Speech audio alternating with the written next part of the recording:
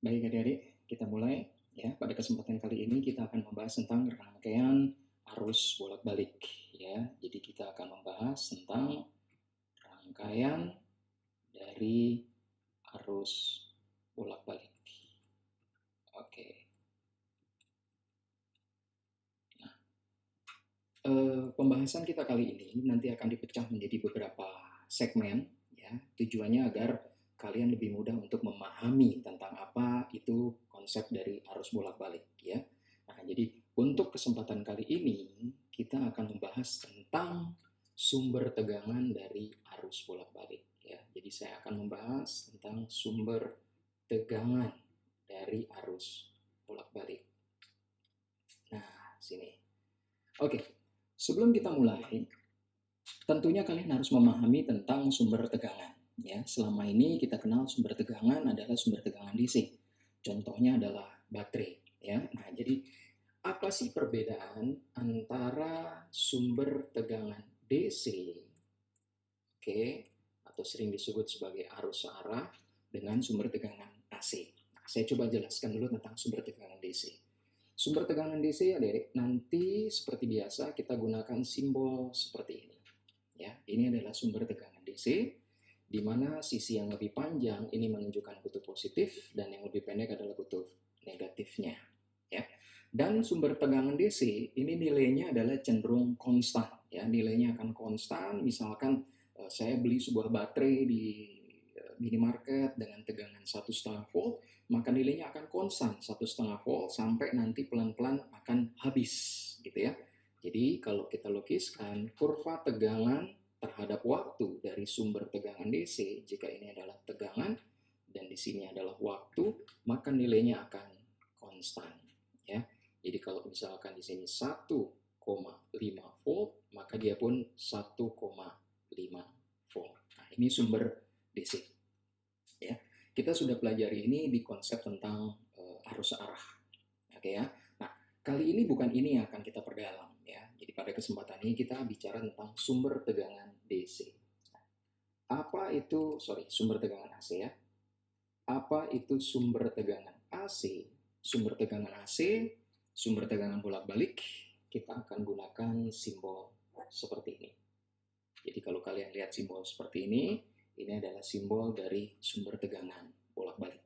Ya, di mana nilainya akan mengalami fluktuasi mulai dari tegangan maksimal turun hingga tegangan minimal. Ya, karena nilainya fluktuatif, maka kurva tegangan terhadap waktu, kalau di sini saya sebut V dan di sini adalah omega T, nilainya fluktuatif. Ya, dia bisa naik, turun, dan seterusnya. Ya, dia bisa naik hingga positif V maksimum dan juga bisa turun hingga negatif V maksimum. Nah, kalau saya lukiskan kurang lebih seperti ini. Ya, dan karena nilainya naik turun seperti ini, maka nilai dari sumber tegangan AC akan terus mengalami perubahan dari detik ke detik. Itu sebabnya dia tidak dinyatakan sebagai suatu nilai konstan. Ya, sumber tegangan AC tidak dinyatakan sebagai suatu nilai konstan, melainkan dinyatakan dalam bentuk sebuah persamaan. Ya, di mana V dirumuskan sebagai V maksimum dikalikan dengan sin dari omega T. Ini dia persamaan dari sumber tegangan bolak-balik. Kan seperti itu. Oke. Nah, kita akan pelajari lebih dalam tentang sumber tegangan AC ini, adik-adik. Ya. Jadi, apa sih makna dari sebuah persamaan ini? Ya, nah kita pelajari dulu. Tadi yang disebut sebagai VM, VM di sini kita sebut dengan nama tegangan maksimum. Ya. Tentunya kalau bicara tegangan, satuannya harus dinyatakan dalam volt. Oke. Nah, jadi nilai dari sumber AC dia bisa naik hingga positif V maksimum dan bisa turun hingga negatif V maksimum. Misalkan sumber tegangan ini maksimalnya 220 volt, maka dia bisa naik sampai positif 220 dan kemudian turun hingga negatif 220. Ya.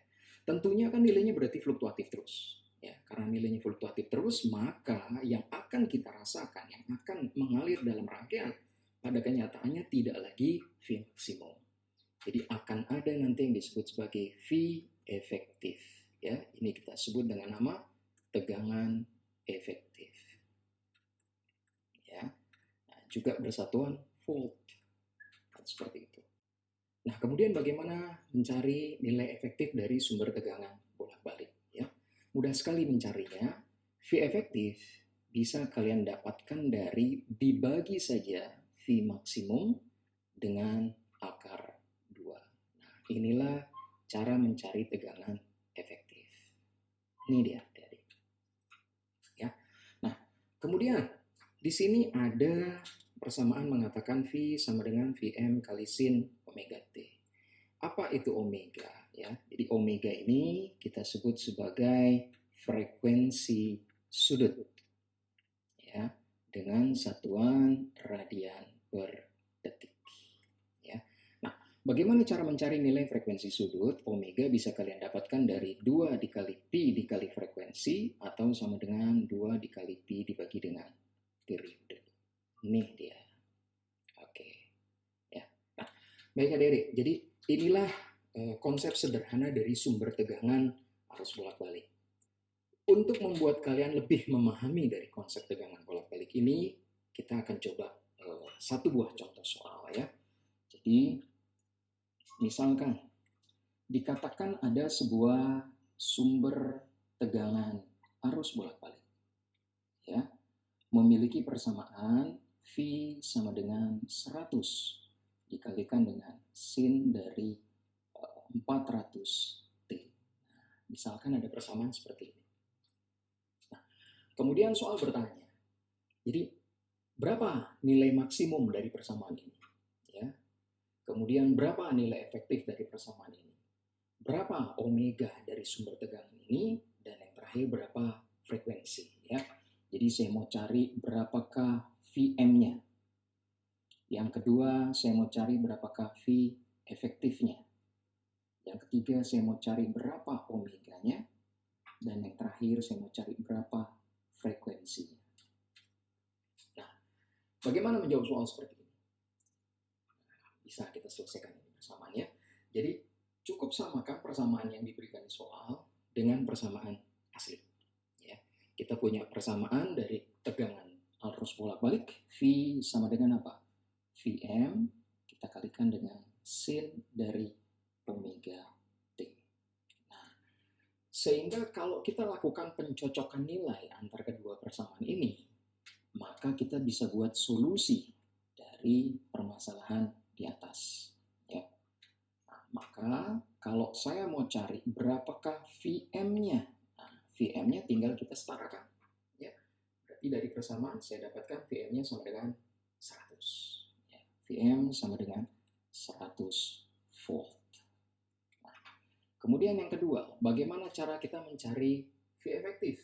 Nah, kita sudah punya persamaan bahwa V efektif sama dengan V maksimum dibagi dengan akar 2. Jadi saya dapatkan V efektifnya sama dengan 100. Kita bagi dengan akar 2. Kalau saya rasionalkan dikali dengan akar 2 per akar 2, kita dapatkan V efektifnya adalah 50 akar 2 volt.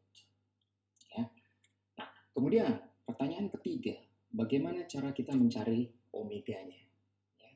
Nah, dari hasil pencocokan kedua persamaan ini pun bisa kita lihat bahwa 100 sin 400T setara dengan Vm dikalikan sin omega T. Itu artinya omeganya sama dengan 400. Jadi saya dapatkan omega sama dengan 400 radian per detik. Ya. Dan pertanyaan terakhir, bagaimana cara mencari frekuensi?